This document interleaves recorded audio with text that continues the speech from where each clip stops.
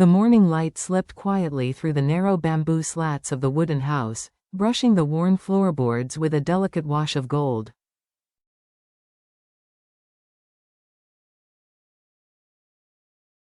It should have been a tranquil dawn, the kind that invites an unhurried breath, a soft beginning, a moment of peace.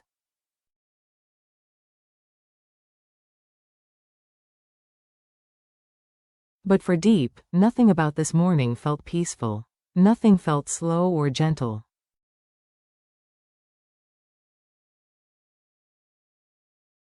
Her body moved, but her mind hovered somewhere between terror and resolve. She sat on the edge of the bed for a long, unmoving moment, staring at the half-packed travel bag propped against the wall.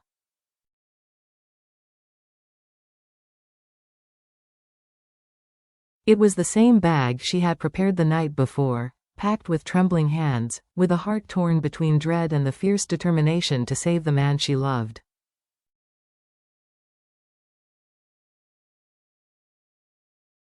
Inside lay the things she thought she would need to cross the border: an envelope of savings, identification papers wrapped in cloth, a sweater for cold mornings, a few packets of dried food, a small bottle of water, and a scarf she didn't even remember choosing.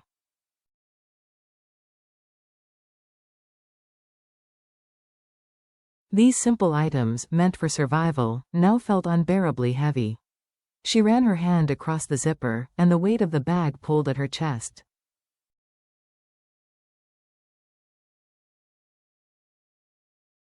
Her reflection in the small mirror startled her. Dark shadows framed her eyes, her hair rumpled in the way only sleepless nights could create.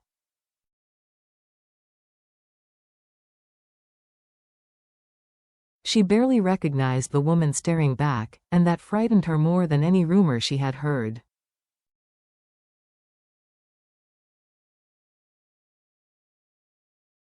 Outside, morning sounds began to stir. The first bicycle rattling down the dirt road, a rooster crowing somewhere beyond the banana trees, the faint whisper of wind slipping through the leaves.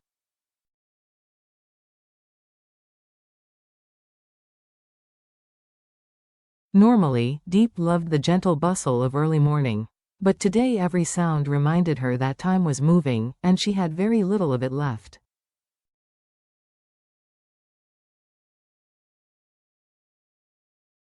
She tied her hair back, stood up, and reached for the travel bag. Today, she would leave everything behind to search for James, wherever he was, in whatever condition she might find him.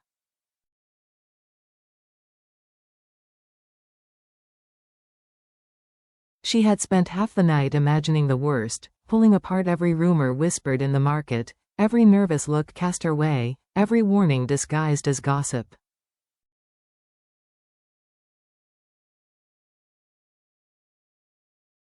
She thought of the man who refused to speak, his eyes fixed somewhere behind her shoulder, unable to hide the fear that lived in them.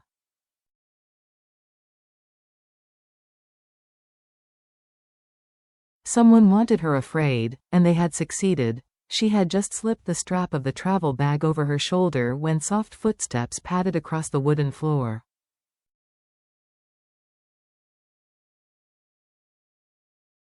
A small hand tugged at her shirt. NHI stood there, still in her pajamas, her hair sticking up in uneven tufts from sleep.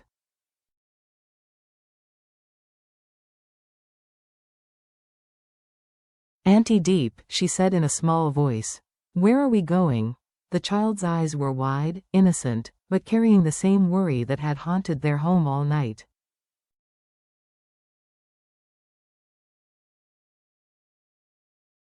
Diep knelt down, but when she opened her mouth, no words came.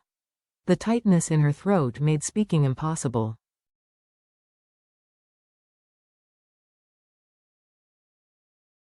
Instead, she pulled the girl into her arms. Nyi's voice trembled. "Is Uncle James coming home today?"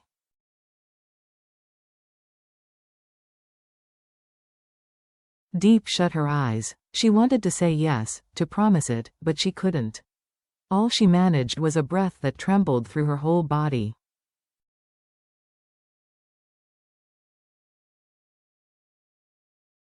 "We're going somewhere safe first," she whispered. "Then, I'll go find him. Before NHI could ask more, Diep set her down gently on a blanket with her toys, hoping distraction might ease the fear in the girl's eyes.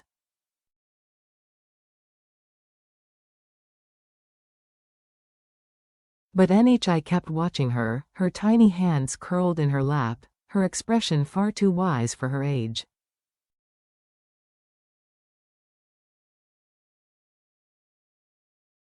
The house felt colder than usual as Diep stepped outside with the travel bag. She headed toward Mrs.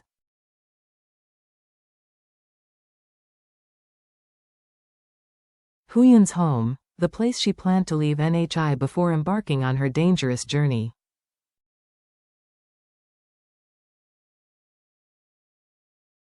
She hadn't told the older woman yet.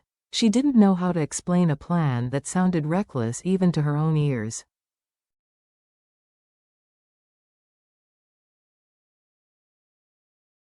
But when someone you love might be lying hurt and alone in another country, desperation begins to look like logic.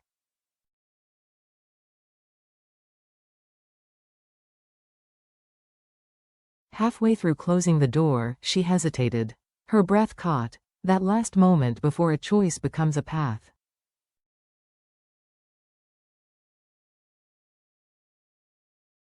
Then her phone rang. She froze. The sound knifed through the quiet morning air, vibrating against the wooden walls.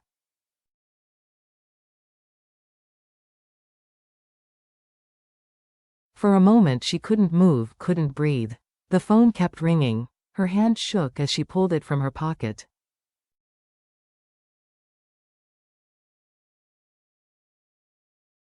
A strange number.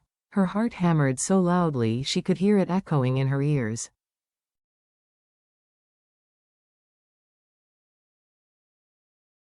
She answered. A crackle of static. Then a voice. Diep? She stopped breathing. She knew that voice anywhere, weak, breathless, but unmistakably his.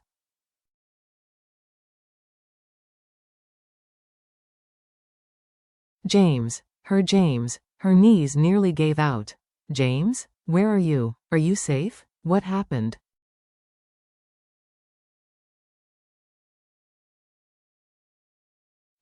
I'm okay, he said, coughing lightly. I made it back. I'm already in Vietnam.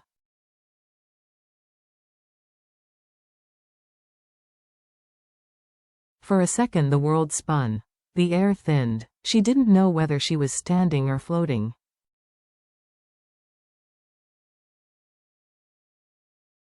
You're back, she whispered, half crying, half laughing.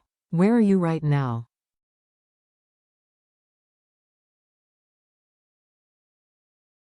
I'll be home by noon, he said softly. Wait for me, and with that, her legs gave way.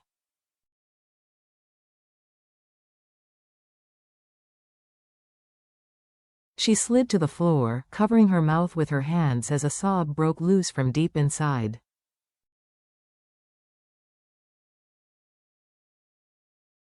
Relief crashed over her so fiercely she could hardly hold herself upright. NHI came running.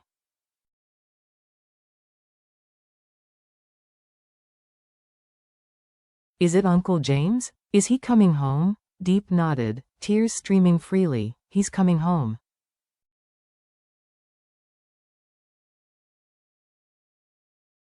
The travel bag slipped from her shoulder and thudded softly onto the floor, the sound final, like a door closing on the nightmare she had nearly stepped into.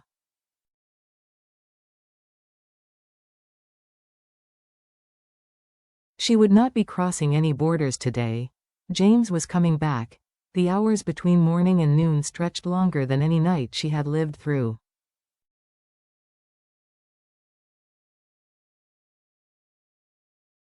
She cleaned the house twice without realizing it, swept the porch, washed her face again and again.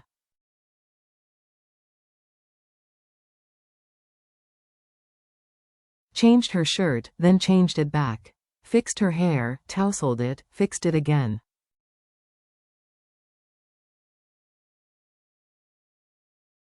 Nothing seemed enough to calm her shaking hands. NHI sat by the front door the whole time, waiting like a little guardian.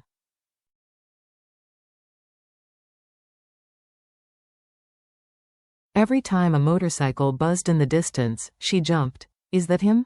No, not yet.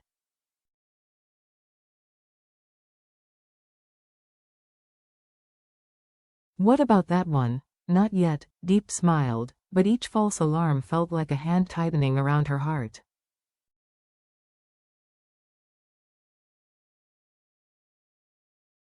At one point she sat on the bed, staring at her palms.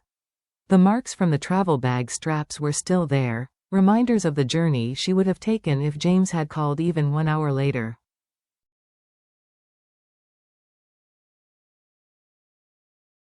The thought sent a shiver through her. She stepped outside and let the sunlight warm her face.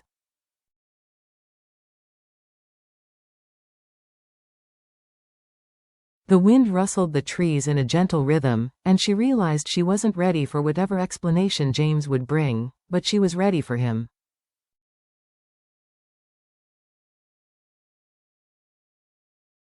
She had waited long enough. Just before noon, NHI suddenly jumped to her feet. I hear a motorbike. That's him. That's him.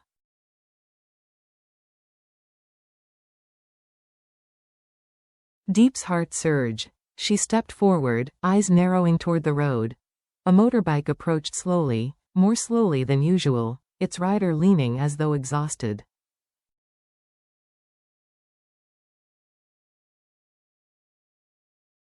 When he came into full view, Diep's breath caught in her chest. It was him, James.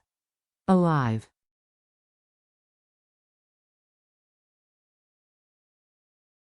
Coming home, she didn't think.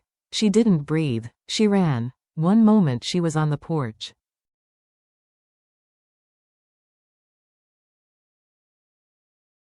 The next she was racing across the yard, dust rising beneath her feet. James had barely turned off the engine when she reached him.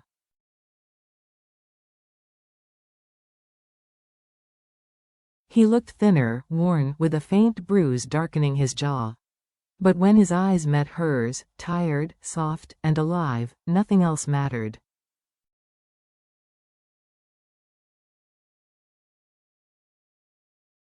Diep, he whispered. It shattered her. She collided with him, arms flung around his shoulders, a raw sob breaking from her chest.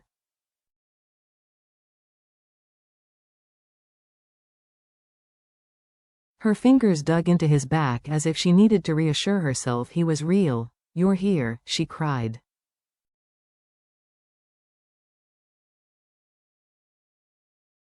You're really here. I thought I lost you. James held her as tightly as she held him, his eyes shutting as he breathed her in.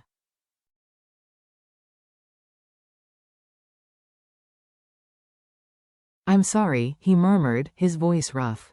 I'm so sorry. Small footsteps thudded behind them.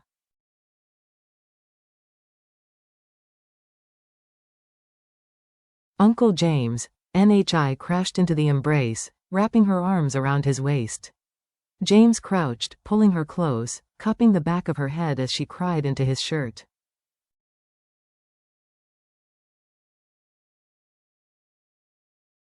I'm here, he whispered. I'm right here. The three of them stayed there, a tangle of relief and love. The kind of embrace born only after fear stretches the heart to its limits.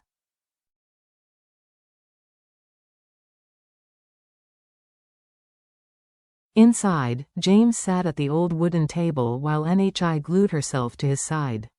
Diep placed a glass of water in front of him, and he noticed the faint tremor in her hands.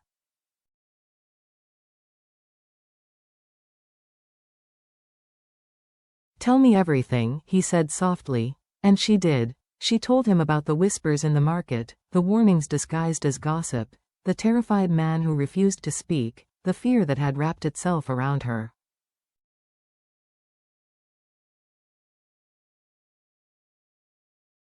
She told him about the travel bag, the plan to cross the border alone.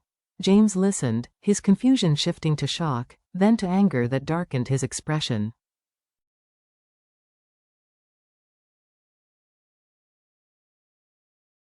When she finished, he stood abruptly, his chair scraping loudly against the floor.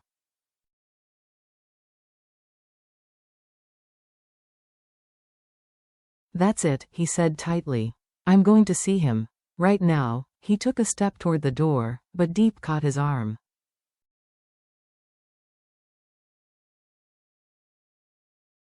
James, no, he used your fear, James insisted.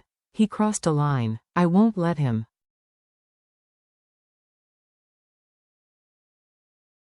James, please. She stepped closer, her hands sliding from his arm to his chest.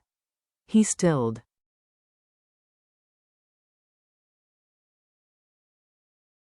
You're exhausted. You just came home. You're not thinking clearly. He threatened you, he shot back.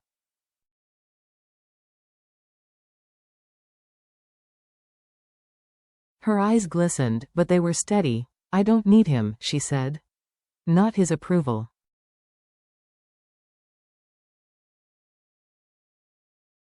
Not his understanding. I just need you. His breath faltered. The fire in his eyes dimmed, softened, melted into something gentler.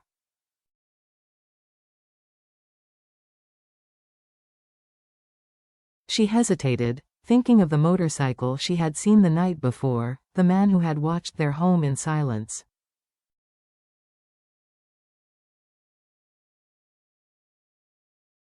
If she told him now, he would leave. He would chase danger again. And she could not lose him a second time.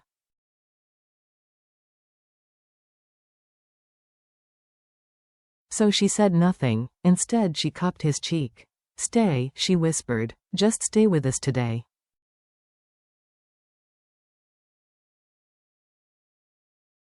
James exhaled, the tension draining from his shoulders. Okay, he said at last.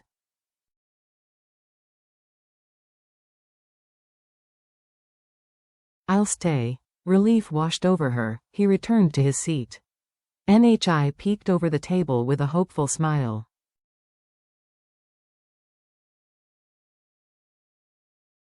So Uncle James is staying for lunch? James let out a tired, warm laugh. Yeah, he said, reaching for Diep's hand.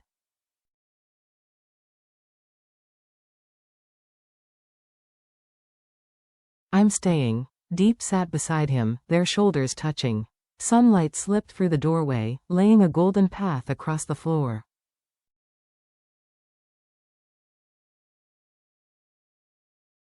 After days of fear, whispers, and sleepless nights, the house felt full again, warm, fragile, but whole.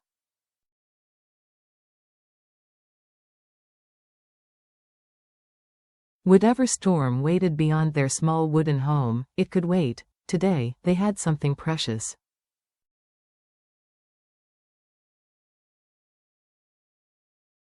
Something enough.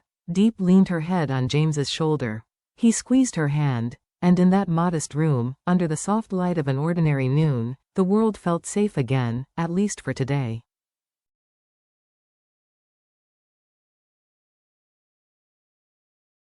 Some reunions remind us how fragile life is. Others remind us how powerful love becomes when fear finally loosens its grip.